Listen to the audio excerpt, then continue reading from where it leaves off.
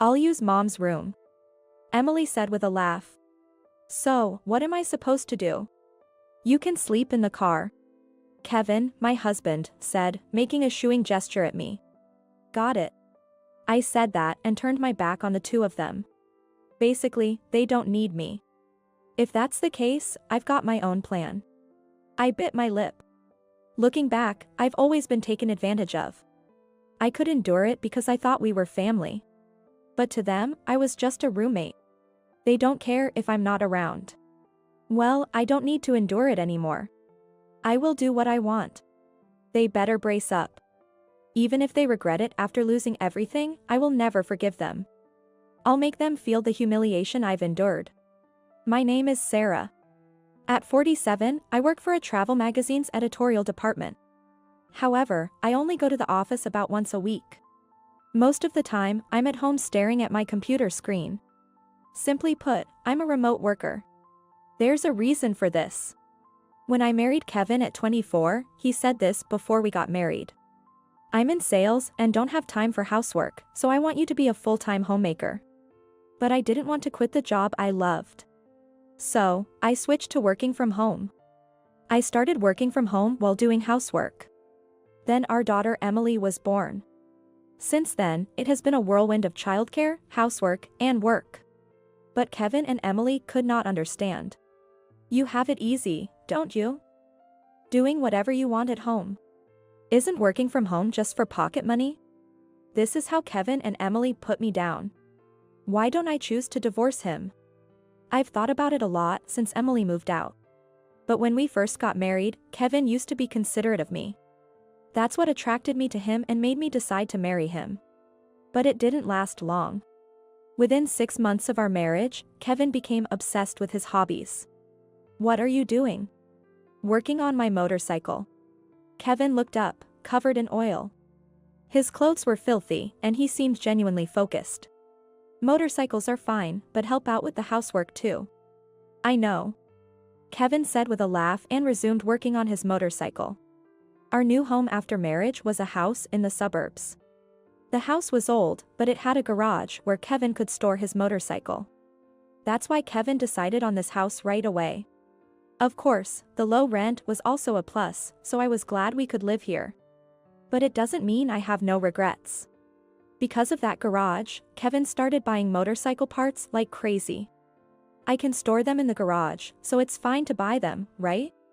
With that, Kevin bought parts one after another. Gradually, the parts became more expensive. Eventually, the spending began to strain our household finances. Could you cut back a little? It's affecting our family budget. Huh? I earned this money, didn't I? I can spend it however I want. I just wanted him to save a little. But Kevin didn't understand that. Every time I said something, Kevin would push back. This repeated until our relationship became increasingly strained. One day, I suddenly felt a change in my body. Do I have a fever? It wasn't serious, but I couldn't ignore it. So I went to see a doctor. The doctor's diagnosis was pregnancy. Joy and anxiety hit me at the same time. Now that we are on bad terms, will I be able to have a child in peace? What if we get divorced? What should I do? With these worries, I told Kevin about the pregnancy. Kevin was overjoyed. From that day, Kevin became like a different person. I'll do the shopping after work.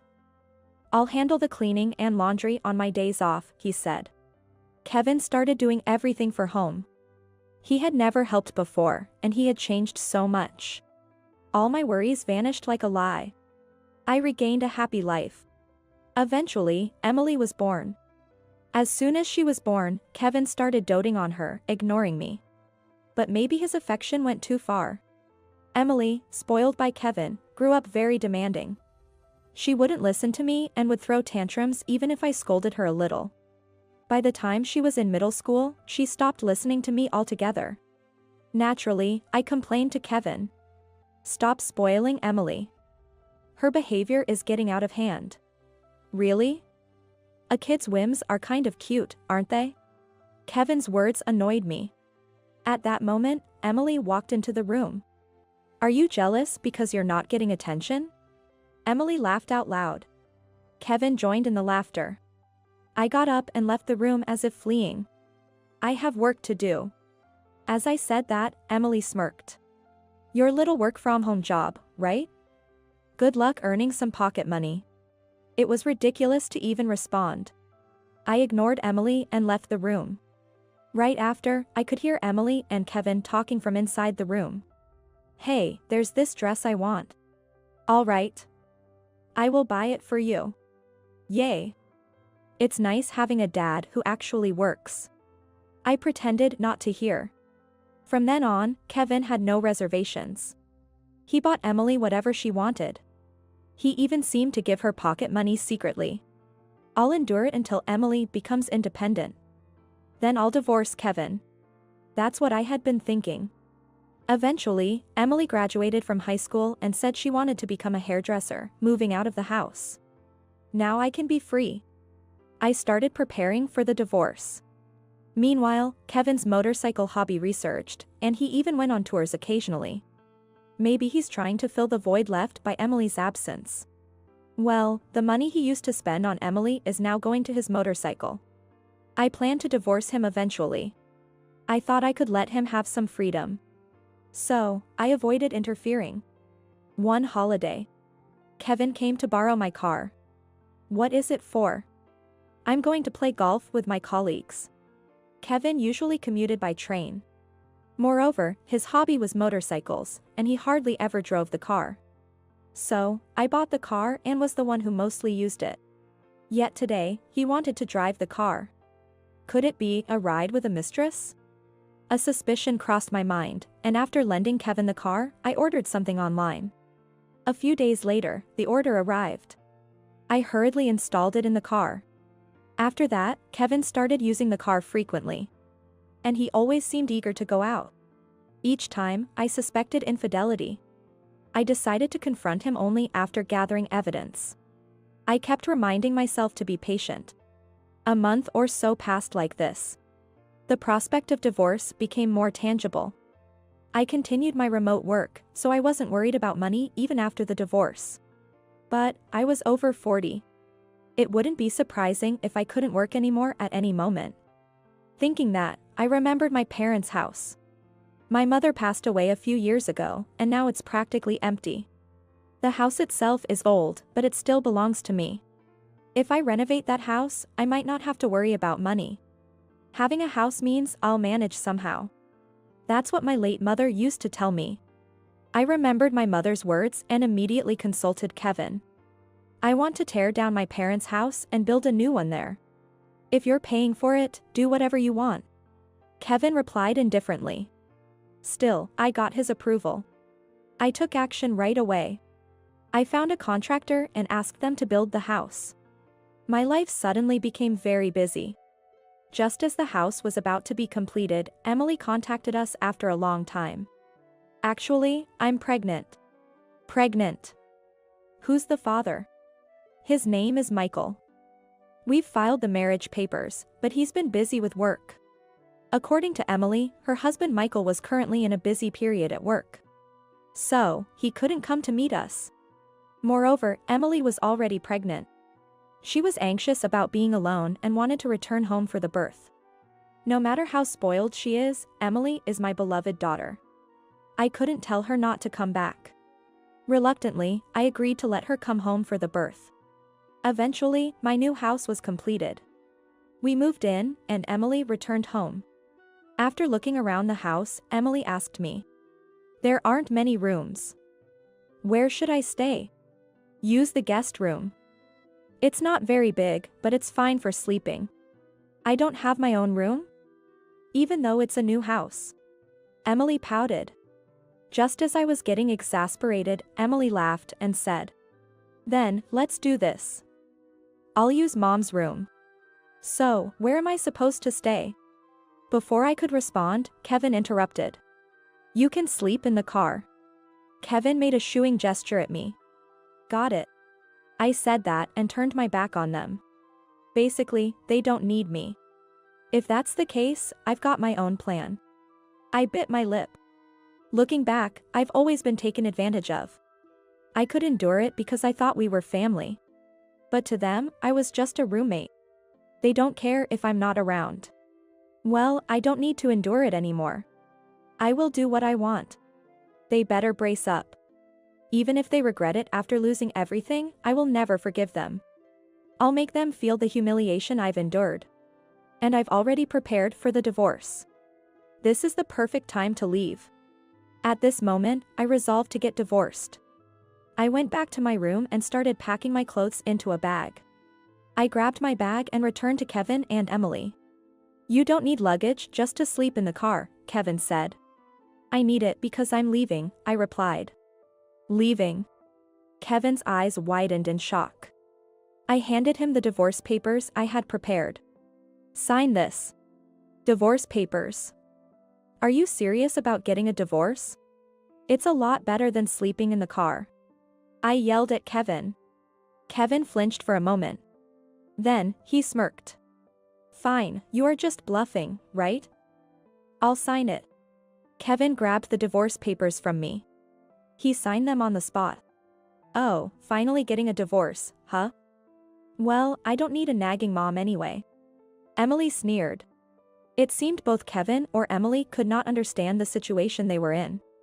I smiled. "Emily, once we're divorced, you won't be able to live like you have been." "Huh? Dad's the one supporting the household." "What are you talking about?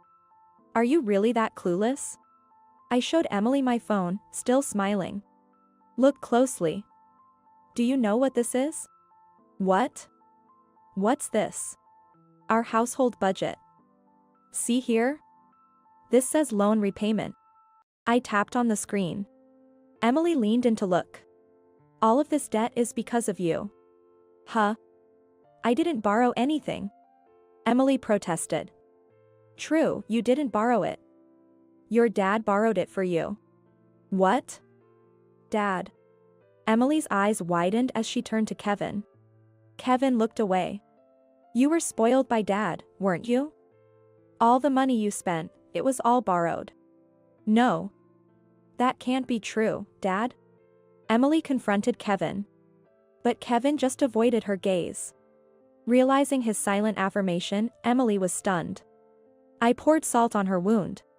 "That's why most of Dad's salary goes to pay off these debts." "Then what about living expenses? From my salary you mocked. Now, enjoy living with your debt-ridden father." Emily turned pale at my words. She clung to me desperately. "Wait, Mom. What about my living expenses here?" "Well, ask your father for it." "Without money?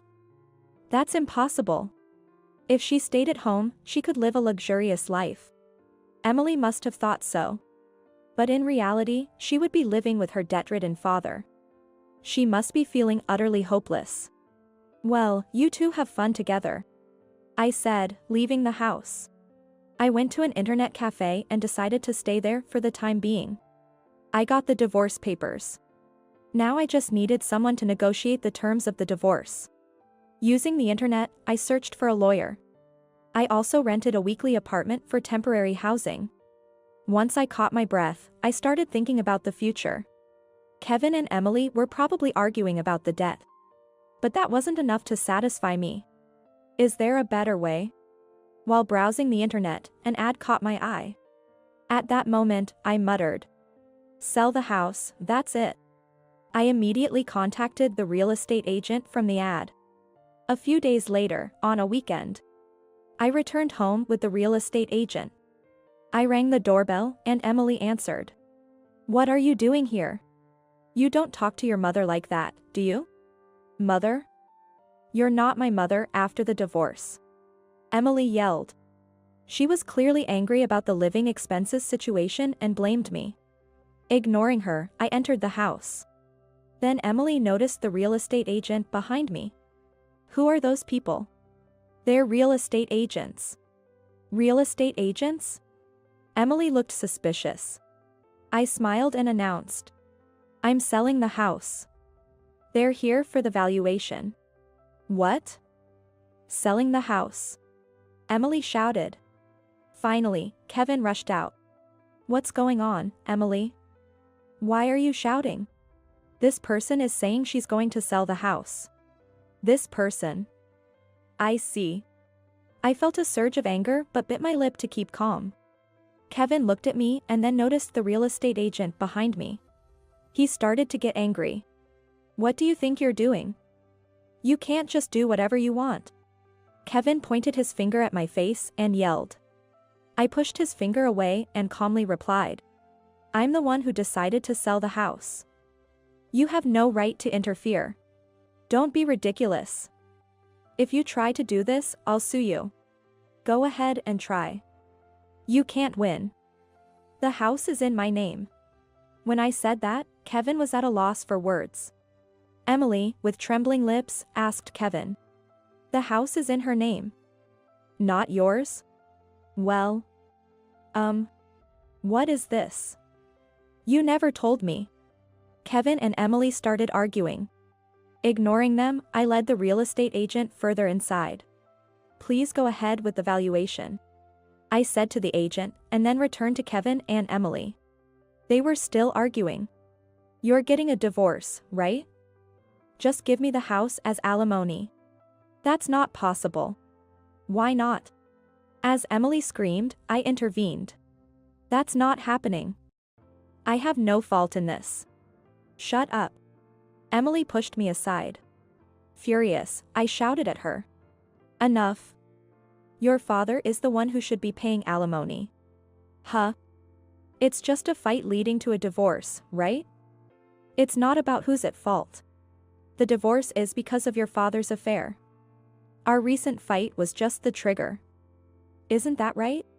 Kevin looked down as I glared at him. Emily stood there, stunned. The truth is, he's been having an affair for a long time. I've been planning to divorce him for that. An affair? Isn't that just your imagination? Emily sneered. Kevin, on the other hand, was sweating profusely.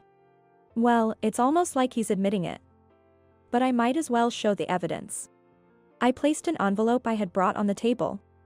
I prepared all the necessary documents for the divorce discussion. I took out the photos from the envelope. They showed Kevin talking with an unfamiliar woman in my car. Having an affair in my car, how careless. That's why you left evidence. What, how did you? Kevin was shocked. It wasn't hard. The dashcam recorded it. The dashcam? Kevin's eyes widened. Oh, didn't you know? Dashcams can also record the inside of the car. I know that, but dashcams are now common knowledge. They can capture not only the front and rear views but also the interior. So, I used that to my advantage. The first time Kevin borrowed my car, I suspected his affair. So, I bought the latest dashcam online and installed it in the car. As a result, I was able to capture Kevin's affair on camera. And I printed it out. By the way, do you have any excuses? Well, Kevin mumbled, unable to form coherent words. I felt triumphant and asked Kevin. For alimony, considering the affair, $30,000. Does that work for you? I can't pay that much. Sell your motorcycle. If you refuse, it'll go to divorce mediation and court. Kevin slumped his shoulders in defeat. Then he muttered, fine. While we were talking, the appraisal of the house was completed, and the real estate agent left. All right, I'm leaving too.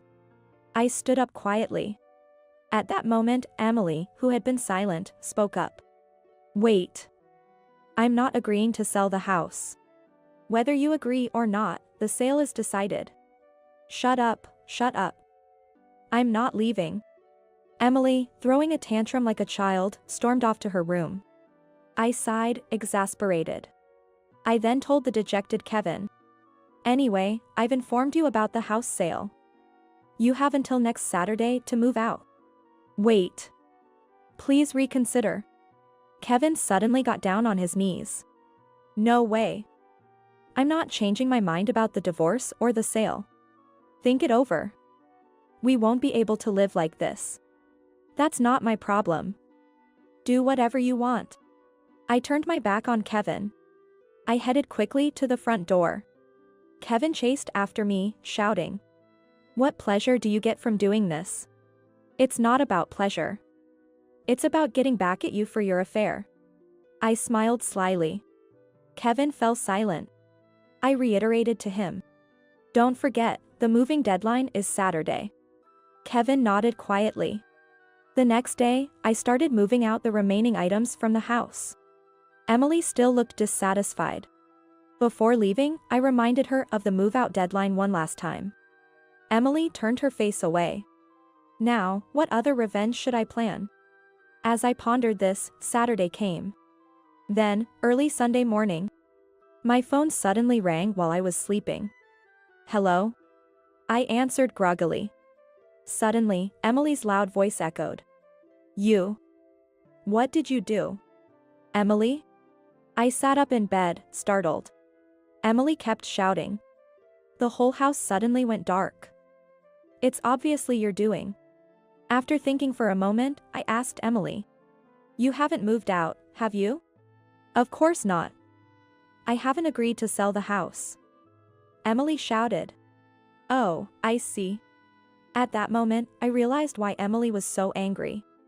After deciding to sell the house, I naturally canceled the water and electricity contracts as well. Of course, there needed to be some notice. So, the contracts were set to end on Saturday. Even though the contracts were canceled, it didn't mean that the utilities would be cut off immediately. Usually, a technician comes to the house during the day after the cancellation to turn off the water and electricity. But my house had a smart meter for electricity. This can be remotely controlled, so the electricity was cut off as soon as the date changed. In other words, since the electricity contract was cancelled, you can't use electricity anymore. "What? You've got to be kidding." Emily began to shout again. I held my phone away from my ear. After a while, when Emily calmed down, I spoke to her again. "It can't be helped. The house has been sold. What are we supposed to do? We can't live without electricity." Emily threw another tantrum. I spoke to her as if calming a child. "You should have listened. Besides, if you keep making noise, the neighbors will call the police." "The police?" Emily tilted her head. "When I moved out, I informed the neighbors that I had sold the house. To them, my house was already considered empty. If someone made a lot of noise there, it would be natural for them to think a burglar had broken in. And Emily probably only had the light from her phone. It looked incredibly suspicious. So, you'd better get out quickly." Just as I was saying that, I heard Emily scream. I also heard Kevin shouting. Looks like they might have been reported to the police. I hung up the phone, thinking that. I quickly got dressed and rushed to the house, and as I expected, Emily and Kevin were being detained by the police. "I'm sorry for the trouble. They're family, but we're getting divorced." I bowed to the police officer. I also apologized to the neighbors who had come out because of the commotion. As I turned around, I saw Emily and Kevin starting to argue again. "It's because you cheated, Dad. You were thrown out for cheating too." It seemed like they were two peas in a pod. Without any shame, their argument continued. "I'm not caught yet. I'm just being suspected." At that moment, a man interrupted. "Emily, so you have been cheating." It was Michael, Emily's husband, who had come to pick her up by night bus. "Michael. No, this is..." Emily began to make excuses, but it was too late. In the end, the commotion ended with the spectacular public reveal of their infidelities. After that, Kevin and I got divorced, and so did Emily and Michael. Emily ended up paying alimony to Michael. However, Emily had no money and was pregnant. Kevin, whom she relied on, was also drowning in debt. In the end, Kevin sold his motorcycle to pay the alimony to Michael and me. Additionally, it seems that Kevin mistakenly told his company that the police incident was due to a dispute with his mistress. Although he denied it later, the rumor spread, and he ended up quitting his job. After that, Kevin and Emily moved into a small apartment to save money. I've heard that Kevin is now working part-time to make ends meet. As for me, I canceled the house sale. Of course, there were cancellation fees. But I decided to cover them with the alimony I received from Kevin. Since I went through the trouble of building it, it would be a waste not to live in it. So now, I'm enjoying living alone in my new house. For a while, I think I'll be fine on my own. With these thoughts, I'm now working comfortably in my new home.